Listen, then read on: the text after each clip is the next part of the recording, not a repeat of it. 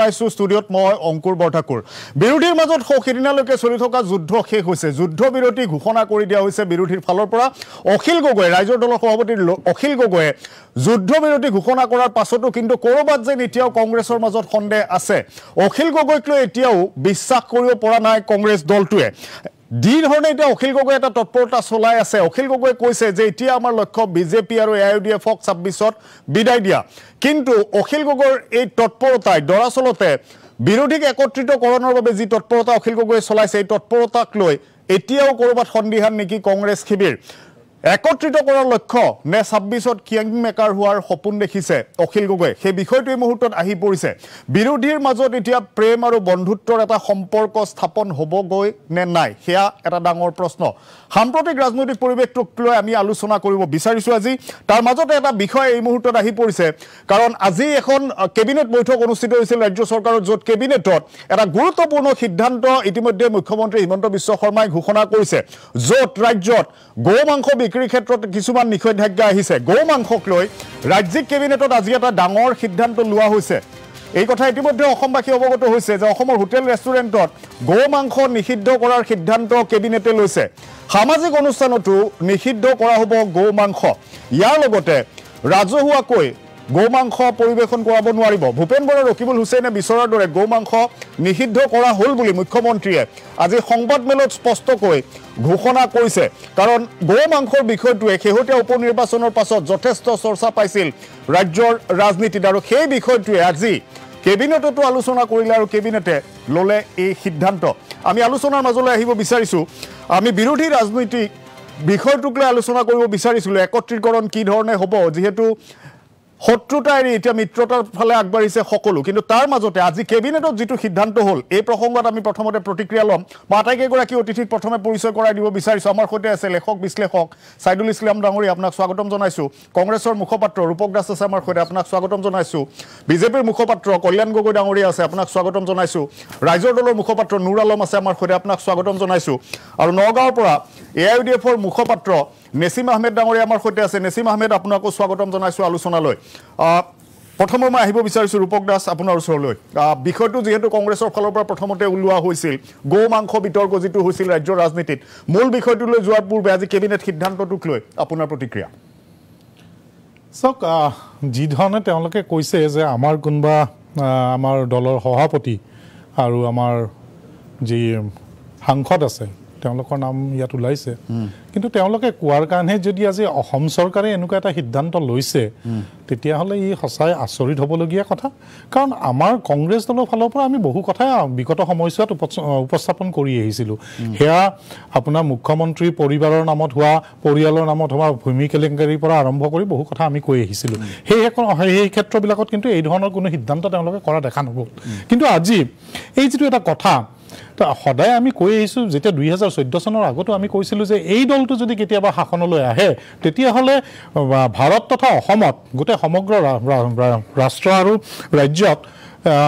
কোনে কি খাব কোনে কি পিন্ধিব কোনে কি কৰিব এই ধৰণৰ কথাবিলাকত তেওঁলোকে কিছুমান বাধ্যবাধকতা আনিব কাৰণ এওঁলোক সঁচাই এটা মানে ধৰ্মীয় গণ্ডিৰ ভিতৰত থকা এটা দল এই কথাখিনি আমি আগতেই কৈছিলোঁ আৰু আজি সেই কথাবিলাক প্ৰমাণ হৈছে আপুনি কিছুদিন আগলৈ যদি চাই কোনে কেতিয়া ক'ত চুৰিয়া পিন্ধি যাব কোনদিনা লং পেণ্ট চাৰ্ট পিন্ধিব কোনদিনা ধুতি পিন্ধিব এই ধৰণৰো তেওঁলোকে এটা নিৰ্দেশনা দিছিলে আপোনালোকৰ যদি মনত আছে আমি সংবাদ মাধ্যমতো দেখিছিলোঁ অসম সচিবালয়ত কোনে ধুতি পিন্ধি যাব কোনে কি পিন্ধি যাব এই ধৰণৰ কথাবিলাক আহিছিলে আজি সেই ধৰণে খাদ্যৰ কথা আহিছিল 2021 চনতে তেওঁলোকে কৈছিল যে কিবা 5 কিলোমিটাৰ মন্দিৰ মছজিদৰ পৰা 5 কিলোমিটাৰৰ দূৰত্বত আপোনাৰ গো মাংস কাটিব নোৱাৰিব আৰু বহু ধৰণৰ তেনেকুৱা ৰেষ্ট্ৰিকশ্যন তেওঁলোকে আনিছিল তেতিয়া এখন আৰু সেই কথাখিনিক লৈ আজি তেওঁলোকে আৰু অলপ আগুৱাই গৈ আজি তেওঁলোকে এই এটা কথা কৈছে আৰু ইয়াত যি কংগ্ৰেছৰ দুগৰাকী নেতাৰ কথা কৈ পেলাই কথাবিলাক কোৱা হৈছে বা কংগ্ৰেছ দলটোক ইয়াত সাঙুৰি ল'ব বিচৰা হৈছে এইটো সঁচাই হাস্যকৰ কথা আৰু যদি তেনেকুৱাই হয় কংগ্ৰেছে অনাগত দিনতো আৰু কিছুমান কথা এই ধৰণে উপস্থাপন কৰিব আৰু আমি চাম এই অসমৰ কেবিনেটখনৰ কিমান সাহস আছে কংগ্ৰেছে কোৱা কথাবিলাক তেওঁলোকে কিমান আখৰে আখৰে পালন কৰে সেয়া কিন্তু অনাগত ভৱিষ্যতত অসমবাসী ৰাইজে কিন্তু লক্ষ্য ৰাখিব যদি এই অকল কংগ্ৰেছৰ ভূপেন বৰা ডাঙৰীয়া আৰু ৰকিবুল হুছেইনে কোৱাৰ কাৰণে তেওঁলোকে যদি কেবিনেট সিদ্ধান্ত লৈছে তেতিয়াহ'লে এই কথাবিলাকে কিন্তু অনাগত ভৱিষ্যতত আৰু বহু কথা কংগ্ৰেছে ক'ব আৰু তেওঁলোকে কৰে নে নকৰে তাৰ প্ৰতি কিন্তু অসমৰ ৰাইজক দৃষ্টি ৰাখিবলৈ আমি মই একেটা প্ৰসংগতে নুৰ আলম মই আপোনাৰ পৰা প্ৰতিক্ৰিয়া ল'ম চাওক বিজেপি চৰকাৰে যিটো সিদ্ধান্ত লৈছে আপুনি যিটোৰ ওপৰত ক'লে যে যিটো সিদ্ধান্ত লৈছে গো মাংসটো ৰাজহুৱা স্থানত বা অন্যান্য জেগাত যিটো নিষিদ্ধ কৰিছে এইটোৰ কাৰণে একচুৱেলি সম্পূৰ্ণৰূপে দায়ী আমি কংগ্ৰেছ দলকে দিব বিচাৰিছোঁ কাৰণ তেখেতসকলে যদি এই ধৰণৰ কথা বতৰা নকলেহেঁতেন তেতিয়াহ'লে হয়তো আজি এই কথা বতৰাবোৰ নোলালেহেঁতেন বা আজি কেবিনেটত এই সিদ্ধান্ত নাহিলেহেঁতেন কিন্তু এতিয়া দেখা গৈছে যে কংগ্ৰেছৰ ৰকিবুল হুছেইন হওক বা ভূপেন বৰাই হওক যিবোৰ সিদ্ধান্তৰ মানে তেওঁলোকে যিটো কথা কৈ আছে আজি হিমন্ত বিশ্ব শৰ্মা চৰকাৰে সেই কথাবোৰেই পালন কৰি আছে কিন্তু দেখা গৈছে যে বিজেপিৰ ফালৰ পৰা যিবোৰ কথা বতৰা কোৱা হৈছে বা যিবোৰ কাম কৰা হৈ আছে তাৰ মানে আকাশ পাতাল মানে পাৰ্থক্য আছে পাৰ্থক্য এইকাৰণে কৈছোঁ কাৰণ গো মাংস নিষিদ্ধ কৰাটো ডাঙৰ কথা নহয় কিন্তু কথা হৈছে যে এই বস্তুটো কৰাৰ ফলত কাৰ কিমান ক্ষতি হ'ব সেই বস্তুটো চাব লাগিছিলে বা কথা এটা বা সিদ্ধান্ত এটা লোৱাৰ আগতে এই পৰামৰ্শবোৰ ৰাজহুৱাকৈ ল'ব লাগে তাৰপিছত সিদ্ধান্ত ল'ব লাগে কিন্তু দেখা গৈছে বিজেপিয়ে সেইটো নকৰে এতিয়া চাওক সাধাৰণ জনতাই মেক্সিমাম মানে মানুহবিলাকে অসমত আপোনাৰ গো পালন কৰি মানে বসবাস কৰে কিছুমান অৰ্থনৈতিকভাৱে তেখেতসকলে গো পালন কৰি স্বাৱলম্বী হৈছে এই যিটো মানে গো মাংস বন্ধ কৰিলে এতিয়া তেওঁলোকে ভাবিছে যে গো মাংস মানুহ নাখালেই কিজানি হয়তো তেওঁলোকৰ উন্নতি হ'ব সেইটো নহয় একচুৱেলি সেইটো তেখেতসকলৰ হয়তো ভুল ধাৰণা আমি ভাবোঁ কাৰণ চাওক সাধাৰণ জনতা যিবোৰে গো পালন কৰি আজি তেখেতসকলৰ পৰিয়াল পালন কৰি পোহপাল দি আছে ল'ৰা ছোৱালীক স্কুলৰ ফিজ দি আছে খেতি বাতি কৰি আছে যদি এই গো মাংসটো খোৱা নাযায় হোটেল ৰেষ্টুৰেণ্ট বা ৰাজহুৱা স্থানত খোৱা নাযায় তেতিয়াহ'লে গৰুবিলাক বিক্ৰী ক'ত কৰিব সাধাৰণ মানুহে যেতিয়া গৰুবিলাক বিক্ৰী নহ'ব তেতিয়া মানুহে নাখাব তেতিয়া গৰু বিক্ৰী নহ'ব আৰু বিক্ৰী নহ'লে তেখেতসকলে গৰুবিলাক কি কৰিব তেখেতসকলে এনে মাৰি পেলাব লাগিব হয়তো বুঢ়া হৈ এটা টাইমত এনেই মৰি যাব সেই সাধাৰণ জনতাবিলাকৰ উপায় কি কাৰণ প্ৰত্যেকজন মানুহৰ ঘৰতেতো চাকৰি নাই আৰু ধৰক প্ৰত্যেকজন মানুহৰ ঘৰতে ডাঙৰ ডাঙৰ ব্যৱসায় নাই হিমন্ত বিশ্ব শৰ্মাৰ পত্নীৰ দৰে গতিকে তেখেতসকলে কি কৰিব এনেকুৱা ধৰণৰ আইন আনিলে নিশ্চয়কৈ বেয়া হ'ব মই একেটা বিষয়তে প্ৰতিক্ৰিয়া মই ল'ব বিচাৰিম নেছিম আহমেদ আপুনি যদি শুনি আছে বিষয়টোক লৈ আমি দেখিছিলোঁ যে গো মাংস বিতৰ্কটোক লৈ আমি বিভিন্ন মন্তব্য আমি শুনিছিলোঁ কংগ্ৰেছ দলৰ ফালৰ পৰা যথেষ্ট প্ৰতিক্ৰিয়া আহিছিল ৰাইজৰ দলৰ ফালৰ পৰাও আহিছিল AIUDF কি ক'ব এতিয়া বিষয়টোক লৈ আজি যিটো কেবিনেটত সিদ্ধান্ত লোৱা হ'ল ইয়াক লৈ আপোনালোকৰ প্ৰতিক্ৰিয়া চাওক কথাটো হৈছে যে ইতিমধ্যে মানে কেবিনেটে যিটো সিদ্ধান্ত লৈছে এই সিদ্ধান্তটো আচলতে সামগ্ৰী যিটো বাই ইলেকশ্যন হৈছে বাই ইলেকশ্যনৰ পিছত ৰকিবুলৰ প্ৰয়োজন আছিল যে তেওঁ কিয় হাৰিছে আৰু বিজেপি কিয় জিকিছে তাক লৈ পেলাই দলৰ কৰ্মীসকলক লৈ পেলাই এটা আলোচনা কৰা আৰু মানে কেনেকৈ কি কৰা যায় বা কি হৈছে নহৈছে কিয় হাৰিছোঁ তাৰ ওপৰতহে আলোচনা কৰিব লাগিছিল কিন্তু দেখা গ'ল লগে লগে তেওঁলোকে এই মানে গো মাংস বা খোৱা নোখোৱা এইবিলাক লৈ পেলাই এই কেইটা দিন যেনেকৈ চৰ্চিত হৈ আছে এই বস্তুটো খুবেই বেয়া লগা কথা হৈছে যেতিয়া যিটো কৰিব লাগিছিল সেইটো কৰা নাই নকৰি পেলাই বেলেগটো কৰিছে দ্বিতীয় কথাটো হৈছে যে কেবিনেটে যিটো সিদ্ধান্ত লৈছে গো মাংস খোৱাৰ ক্ষেত্ৰত এই সিদ্ধান্তটোৰ কথাত মই এই কথাটো ক'ব বিচাৰিছোঁ যে ইতিমধ্যে আপোনালোকে জানে যে অসমৰ সংখ্যালঘু মুছলমান সংখ্যালঘু খ্ৰীষ্টান তেওঁলোকেই বিশেষকৈ এই গো মাংসটো খোৱা মানে বিশেষকৈ খায় এইটো কিন্তু এইসকল মানুহে বৰ্তমান যেনেকৈ জীৱিকা নিৰ্বাহ কৰি আছে আজি চাওক আমাৰ সংখ্যালঘু মুছলমানৰ হেৰি আপোনাৰ ব্যৱসায় বাণিজ্য সম্পূৰ্ণ ফালৰ পৰা বহুত মানে অৱস্থা জুৰুলা হৈ আছে আপোনাৰ এইফালে আপোনাৰ চৰকাৰে বুলডোজাৰ লগাই মানুহৰ ঘৰ বাৰী উচ্ছেদ কৰি দি আছে বয় বস্তুৰ দাম যেনেকৈ মূল্য বৃদ্ধি হৈ আছে সেই ক্ষেত্ৰত এই কেবিনেটৰ এই সিদ্ধান্তটো আমাৰ ওপৰত খুব এটা প্ৰভাৱ পৰিব বুলি মোৰ ধাৰণা নহয় কাৰণ মানুহে খাব খোৱাৰ আগত কেনেকৈ জীয়াই থাকিব এই চিন্তাটো কৰি আছে আজি চাওক বিশেষকৈ যদি আপুনি চাই যে মানে ইতিমধ্যে বুলডোজাৰ লগাই পেলাই যিমান ঘৰ বাৰী উচ্ছেদ কৰা হৈছে তেওঁলোকে মাংসৰে খাব নে তেওঁলোকে আকৌ জীয়াই থাকিব তেওঁলোকক আমাৰ কথাটো হ'ল যে আমি কেনেবাকৈ মানে জীয়াই থাকিব লাগে জীয়াই থাকিবলৈ হ'লে আমি দালি ভাত দি হ'লে আমি খাব পাৰিম এনেকুৱা সদকাৰী সিদ্ধান্তই মানে আমাৰ যে কিবা কৰিব পাৰিব বা কিবা হ'ব মই তেনেকুৱা বিশেষ এইটো নাভাবো আৰু বিজেপিয়ে কেবিনেটত সিদ্ধান্ত কি লয় নলয় আমি এইবিলাক দেখি আছো আমি দেখি থাকো কাৰ্যকৰী কিমান হয় সেয়াও দেখো গতিকে এই ক্ষেত্ৰত মই ভাবো এআৰডিএফ দলৰ আমাৰ কথা এটা স্পষ্ট যে আমাৰ মানুহ বা বিশেষকৈ সংখ্যালঘু মানুহ এই ক্ষেত্ৰত যে খুব এটা মানে চিন্তিত হেয়া নহয় ঠিক আছে যিসকলে পশুপালন কৰি আছে গো পালন কৰি আছে তেওঁলোকে এইটো লৈ চিন্তা কৰিব ঠিক আছে হ'ব মই সাইদুল ইছলাম আপোনাৰ ওচৰলৈ আহিছো বিষয়টো এতিয়া অন্ত পৰিব হৈছে নেকি যে বহুদিন আমি দেখিলো অসমৰ ৰাজনীতিত গো মাংসক লৈ মানে এটা তুমুল চৰ্চা চলি থাকিল তুমুল আক্ৰমণ প্ৰত্যাক্ৰমণ চলি থাকিল আজিৰ দিনটোৰ পিছত এতিয়া কি ভাবে যে এই বিষয়টো আৰু অধিক ৰাজনীতিত মাত্ৰা পাব নে ইয়াতে শেষ ৰাজনীতিৰ যিটো পৰ্যায় সেই পৰ্যায়টো আজি 21 শতিকাত হ'ব লাগিছিল কি আৰু হৈছেগৈ কি আমি সেই কথাটো পুনৰ এবাৰ পৰ্যালোচনা কৰাৰ সময় আহি পৰিছে আমাৰ এতিয়া সমস্যা বহুত অসমখনক আমি 5খন ৰাজ্যৰ মাজত আমি চাব খোজো সেই কথাটো আমি সদায় কৈ থাকোঁ মুখ্যমন্ত্ৰীও কৈ থাকে আৰু সেইটোৰ প্ৰতি মোৰ সমৰ্থনৰ সহমৰ্মিতা আছে এতিয়া কিন্তু কথাটো হ'ল এতিয়া আমি আজিৰ পৰ্যায়তো যি ধৰণৰ কথা বতৰা এতিয়া চৰ্চা হৈছে ধৰক গো মাংসৰ বিষয়টো নতুনকৈ সামগ্ৰী নিৰ্বাচনৰ পিছত ৰকিবুল হুছেইনৰ এটা কিছু কথা বতৰাৰ আওতাত মানে গইনা লৈ পেলাই কথাটো আকৌ পুনৰ চৰ্চা হৈছে এটা কথাটো হৈছে ৰকিবুল হুছেইনে কি কৈছে কি নকৈছে তেওঁৰ জয় পৰাজয়ৰ যিটো পৰ্যালোচনা তেওঁৰ ব্যক্তিগত দৃষ্টিভংগী আছে কিন্তু আমি ৰাজনৈতিক খা খবৰ ৰখা মানুহ হিচাপে আপোনালোকৰ ষ্টুডিঅ'ত আমি সেই পৰ্যালোচনা বিভিন্ন সময়ত কৰিছোঁ কিন্তু মই ভাবোঁ যে মূল বিষয়বিলাক চৰ্চা নকৰি পেলাই গৰু মাংসক লৈ পেলাই লাগি থাকিলে ৰকিবুল হুছেইনৰ কিবা লাভ হ'ব বা হিমন্ত বিশ্ব শৰ্মাৰ কিবা সাংঘাতিক এই যিটো 5খন ৰাজ্যৰ মাজত তালিকাত অসমক অন্তৰ্ভুক্ত কৰা যিটো সপোন সেই সপোনত কিবা সাংঘাতিক কিবা হ'ব এই কথাটো মই নাভাবোঁ কিন্তু তথাপি যিহেতু এই বিষয়টো আহিছে এই কথাটো আমি আলোচনাত যিহেতু আপুনি আনিছে আমি এৰাই চলিব নোৱাৰোঁ মূল কথাটো মই এনেকৈ ভাবোঁ যে অসমৰ ৰাজনৈতিক পৰিস্থিতিত এতিয়া গৰু মাংস এই ধৰণৰ যিবিলাক বিষয় ধৰ্ম ৰাজনীতি এই কথাবিলাক বিষয় এটা সম্পৃক্ত হৈ পৰিছে যদিও সাধাৰণ যিটো আমাৰ জনজীৱন এই জনজীৱনত এইবিলাক বিষয়ে সাংঘাতিকভাৱে এটা ৰাজনৈতিক ট্ৰেণ্ড এটা সৃষ্টি কৰিছে বুলি মই নাভাবোঁ মই ভাবোঁ যে এতিয়াও মানুহে অসমৰ বিভিন্ন হয় ভোট দিয়াৰ বিভিন্ন কাৰক থাকে যদিও গৰু মাংস বেন কৰা বা গৰু মাংস খাবলৈ বন্ধ কৰি দিছে সেই তাৰ প্ৰতিবাদত ভোট দিয়া জন্য কথা বতৰাতকৈ ভোট দিয়া যিবিলাক ফেক্টৰ আমি বেলেগ বেলেগ বুলি ভাবোঁ কিন্তু মই ভাবোঁ যে মানুহৰ যিটো খাদ্যৰ যিটো অধিকাৰ সেই অধিকাৰটো সংবিধানত এই বিষয়টো বিস্তৃতভাৱে উল্লেখ নাই যদিও সুপ্ৰিম কোৰ্টে এটা গছৰত এটা ৰায় এটা দিছিলে সেইটো আছিলে 2001 চনৰ এটা গছৰ সেই গছৰত তেওঁলোকে এটা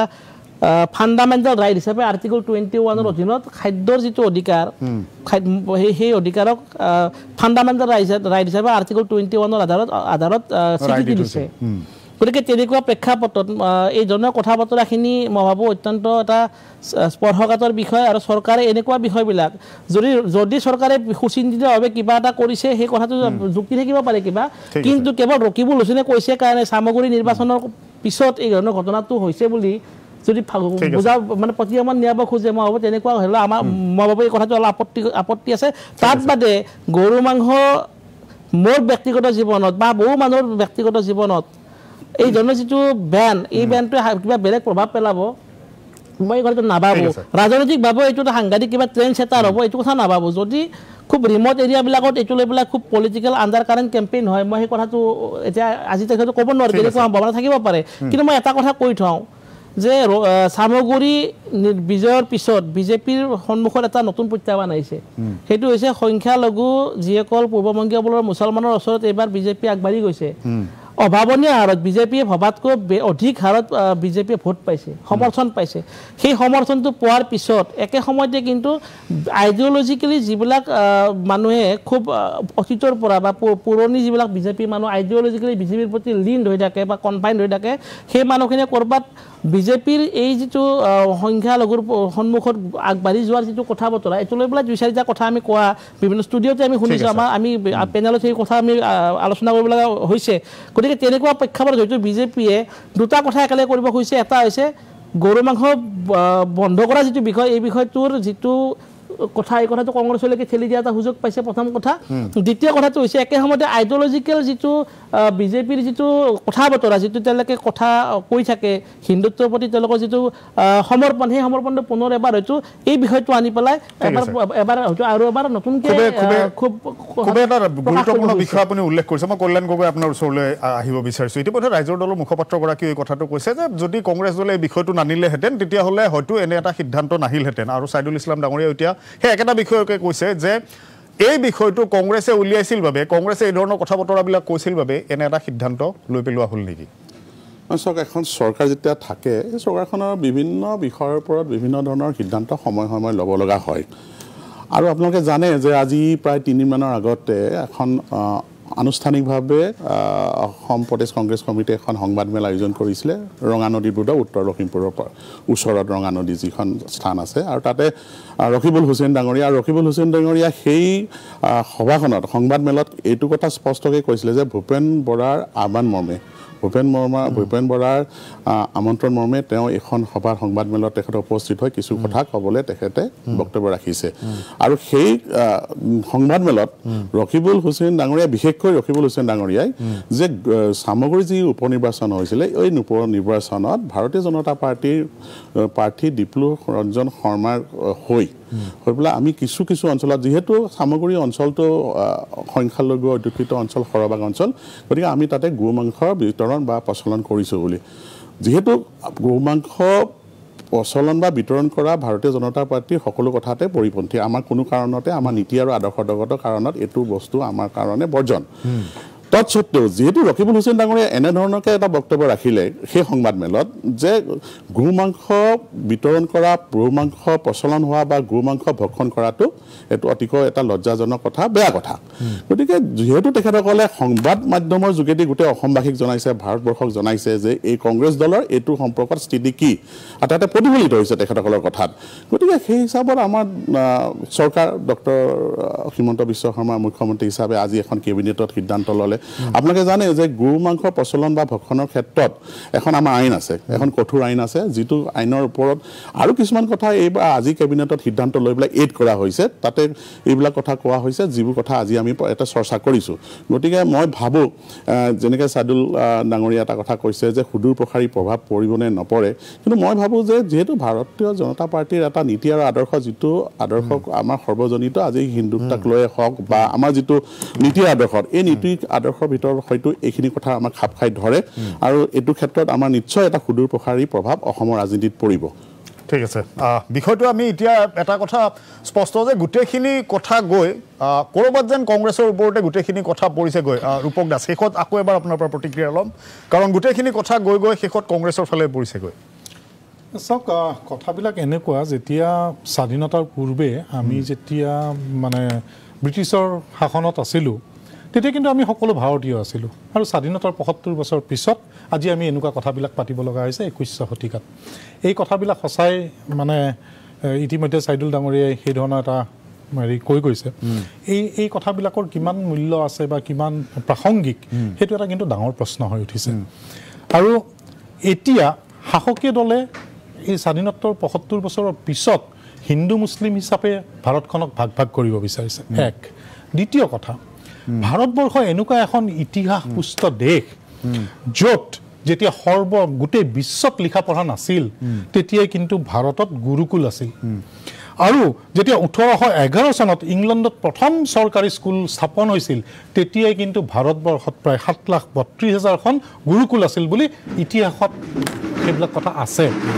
সেনেকুৱা এখন দেশত আজি আমি এই ধৰণৰ কোনে কি খাব কোনে কি নাখাব কোনে কি কৰিছে এই ধৰণৰ কথাবিলাক আলোচনাৰ বিষয়বস্তু হোৱাটোৱে কিন্তু চৰম লজ্জাজনক কথা আৰু এওঁলোকে যিটো কথা কৈ থাকে যে হিন্দু শংকিত হিন্দু বিপদাপন্ন হিন্দু অমুক হিন্দুৰ কি আছে ৪খন বেদ ১৪খন শাস্ত্ৰ ১৮খন পুৰাণ ১০৮খন উপনিষদ ২খন মহাকাব্য আৰু এখন শ্ৰীমদ ভাগৱত গীতা থকাৰ পিছতো আজি যদি আমি ইমান শংকিত হ'বলগীয়া হয় তেতিয়াহ'লে সেই মহান মনীষীসকলে যি বস্তু আমাৰ কাৰণে থৈ গ'ল তাৰ মূল্যাংকন কি হৈছে আজি আমি সেইবিলাকক হয়তো আমি যি উচিত মূল্য দিব লাগিছিল যি ধৰণে সেইবিলাকক আমি চাই চলিব লাগিছিল হয়তো ক'ৰবাত নহয় ক'ৰবাত শাসকীয় পক্ষই আজি সেইবিলাক চাই চলা নাই কাৰণে আজি দেশত এই ধৰণৰ কথা হ'বলৈ লৈছে আৰু কবিৰে কৈছিল ভগৱা ওৰে হিন্দু হাৰা পেনে মুছলমান কনচা ৰং পেনকে মে বনো ইনচান আজি এই কথাবিলাক মানুহৰ মাজত আলোচনাৰ বিষয় হৈছে আৰু আমি 21শ শতিকাৰ ল'ৰা ছোৱালী হিচাপে উঠি অহা প্ৰজন্মক আমি কি দিব বিচাৰিছোঁ আমি কোনে কি খাব কোনে কি পিন্ধিব এই ধৰণৰ কথাবিলাকে আচলতে এইটো মূল্যবোধৰ ৰাজনীতি নহয় যেন লাগে আৰু এই ধৰণৰ কথাবিলাক তেওঁ ক'লে যে অমুকে কৈছে কাৰণে কৰিছে অমুকে কৈছে কাৰণে অমুক হৈছে 2021 চনত যেতিয়া তেওঁলোকে আইনখন আনিছিল আজি আইনখন তেওঁলোকে কিন্তু সংশোধন কৰা নাই নকৰাকৈ আজি এটা আৰু ঘোষণা কৰি দিলে গোটেই বস্তুখিনি কৰি পেলাই ঘোষণা কৰিব লাগিছিল আইনখন সংশোধন কৰি ল'ব লাগিছিল নকৰাকৈ আৰু 25 ডিসেম্বৰত আপোনাৰ আজি বৰদিন আহি আছে আমি জানো যে ভাৰতবৰ্ষৰ হিন্দু মুছলমানৰ লগতে খ্ৰীষ্টানসকলেও গোমাংস ভক্ষণ কৰে তেওঁলোকৰ কাৰণে এটা এই বৰদিনত তেওঁলোককো এটা মানে এটা চাপত পেলোৱা হ'ল তেওঁলোকৰো কিছুমান অসুবিধা হ'ব আৰু যি ধৰণে 2021ত যিখন আইন আহিছিল গৰু এটা নিবলৈ নোৱাৰে বহু মানুহে গৰু বিক্ৰী কৰিব নোৱাৰিলে বহুতে নিজৰ গোহালি খালী কৰি পেলালে এইবিলাক লেঠাৰ কাৰণে তো এই কথাবিলাকত তেওঁলোকে কি হ'ল আজি অসমৰ যেটো এই গৰু পালন কৰি পেলাই যেতিয়া আপোনাৰ দমৰা গৰু জন্ম হয় সেইবিলাক মানুহে বিক্ৰী কৰিছিল